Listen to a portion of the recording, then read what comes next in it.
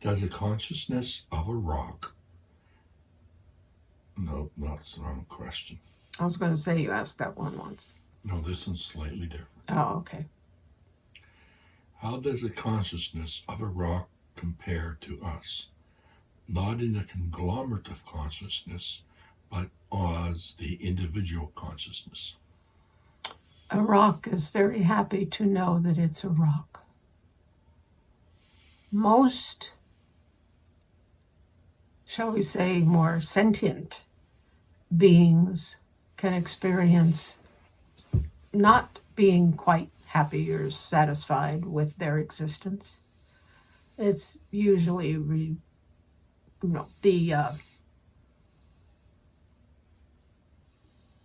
the physical entities like yourselves that experience any dissatisfaction or curiosity or whatever. But rocks and trees and grass and insects, very much like animals, are content to know what they are, what their purpose is, and what else is there.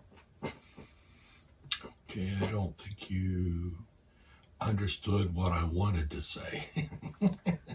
Okay, you want to try it again? Yes. There is a rock laying in front of you. You see it? Mm-hmm.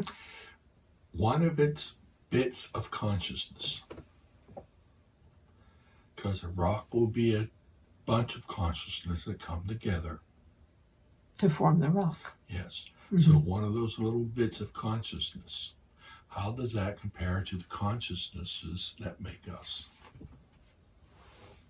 I'm not sure exactly what your question is, because one of those little bits of consciousness is the same as everybody and everything's little bits of consciousness. It's what's done with them that makes the difference. That was the question. Okay. Whew.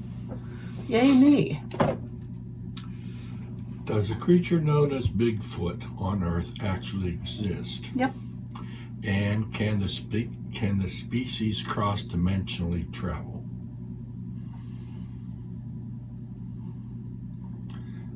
There are some theories that it has the ability to leave this world and go to another world.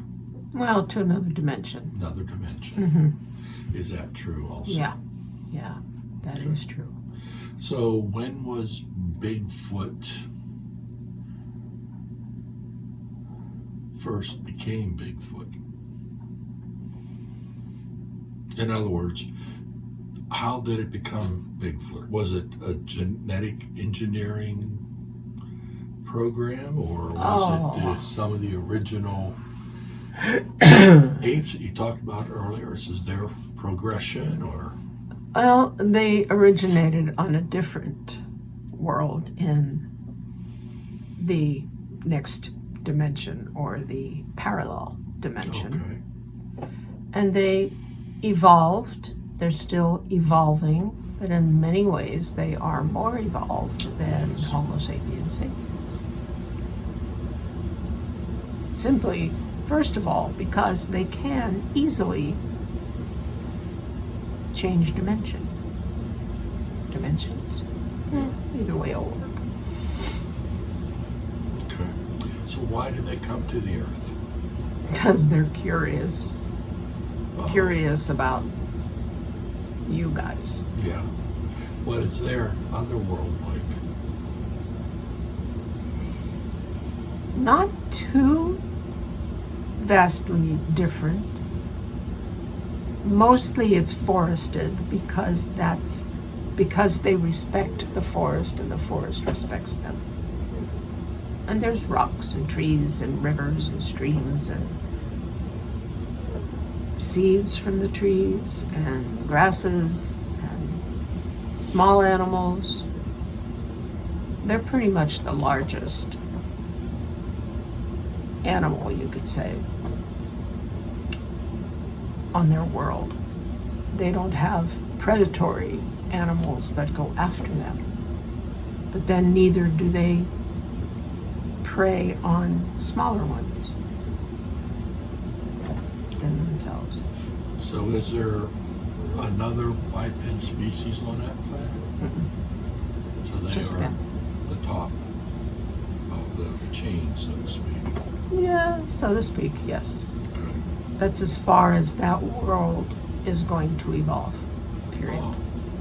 Although they do the same thing where they're co-creating their world. But they're aware of what they're doing. And so they're more careful Okay. with what they do. And sometimes they even make parties, so to speak, out of it. They get together and they discuss. And how are things going? Yeah, we like it the way it is. Okay, majority rules. All right, we'll just leave it alone at that. Do they have egos also? To a degree, but they're not as demanding as human egos. I was thinking conniving. That's a good description. Yeah. Okay. Thank you for that information. One page left. Oh my. When a world has raised their frequency or energy to a point where they no longer need the 3D manifestations, what happens to the 3D world?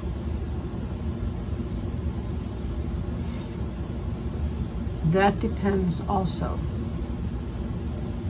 A higher being could probably answer this more to your liking. In more detail. Nope. Could you? Nope. But I will do What? my best. Could you what? You're not saying no to. Didn't even ask the question yet. You're going to ask me to ask a higher being Yes, to very answer good. that. And no, they're leaving it up to me to describe as best that I can. Very good. I'm proud of you. Whoopie-ding. Okay, where were we? You were talking about what happens to a 3D world when there's no one left on it. Well, when the populace raises its frequency as a whole, it's still not, some of that populace will still remain on that world. Others of the populace will become non-corporeal and do their thing. It varies according to the individual being, what they want to do. And there are many, even in your own world, that when that comes to pass, there are many who are going to want to out with the old, in with the new. Try to restructure a more cooperative relationship with their world. The climate and everything, and restructure how,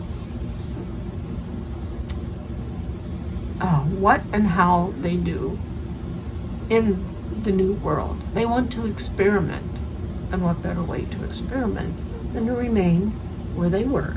Now, in the event that the entire populace decides to go non-corporeal, there's no one to co-create it, and so it poof, disappears. Completely just vanishes at that point. Mm-hmm. Because it's a co-creation that is no longer necessary.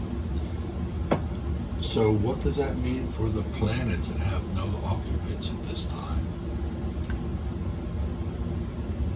They are co-creations of your humanity.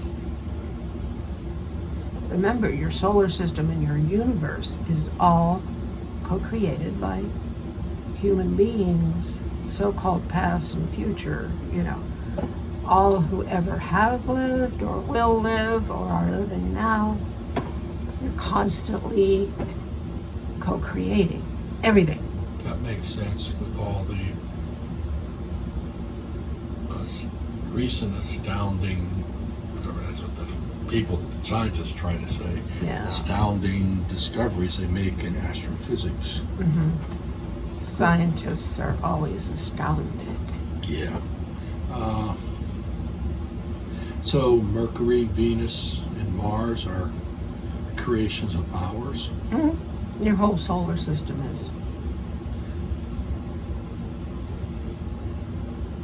And I know now you're thinking, well, what about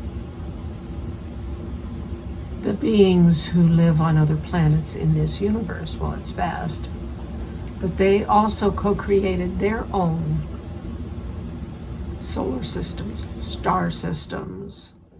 And all those beings, as part of all that is, have co-created this universe as it is. Does that make sense? It's a little... Yes. Okay. I was going to say it takes a bit of wrapping the mind around it, but it makes sense. Yeah. I was just going to ask that question, so thank you for answering it. Beat ya. In another session, you had said that two people may have the same fingerprints, but if they do, they are probably centuries apart on this planet. Probably. Is there anything else that the two would share? If they have the same fingerprints? Yeah. They might not. Okay. It isn't necessary that, because something like fingerprints, like you're talking about, are supposedly unique to each human being. But how many human beings have, in your terminology, already lived? So things like body type, hair color, eye color, shapes of the face and ears, and fingerprints can sometimes be reused just because they're available. Okay. Can we incarnate into a time stream on Earth prior to our last incarnation? Well, of course, because there's no time. Wouldn't that affect what goes on the planet, though? Well, you're all co-creating. So technically speaking, you're thinking of time travel messing up the future, but there is no future. So if you incarnate in what you would call your past or a different century on your planet, then since everything happens now, then your existence there would be now and would have no effect on the so-called future. Does that make sense to you? Yeah. Bashar said that they are actually different time streams, timelines, that we can shift between every a billion or so a second. They were constantly shifting. I believe he was referring more to probabilities. And that's the way to look at it. And they exist all the time now as well. So of course you can shift back and forth, and in your terms you would be shifting to another time stream perhaps, but it's probably more of, well, I guess you could call it a different one because it's a probable other life that is being experienced as you, only different because you're you and you are unique. Okay. So, let's say I did go to 1300s. Just popped into reality there. Would I have any of the information that I learned on this world with me? If you were open to it, you could, the possibility exists. But normally, you human beings, when you shift to another probability, then that's all you've ever known. And, that's what you know. So it takes quite the raised being, high frequency human, to be able to do that and retain knowledge from a different probable existence. It doesn't normally happen. Yeah. Okay. But, I understand. yeah. How many other ET species have visited Earth? Oh, I'm not asking for names at this time. there are probably a couple hundred in your way of reckoning. That is since the beginning of the Earth, huh? Yeah. So did any of them visit whenever the Earth was still forming? Some did. Cool. And some have been here off and on over the millennia, others over centuries. Others came once and left. Okay. Even more recently, there have been those who have visited and then left. It just depends on their own agenda. Okay.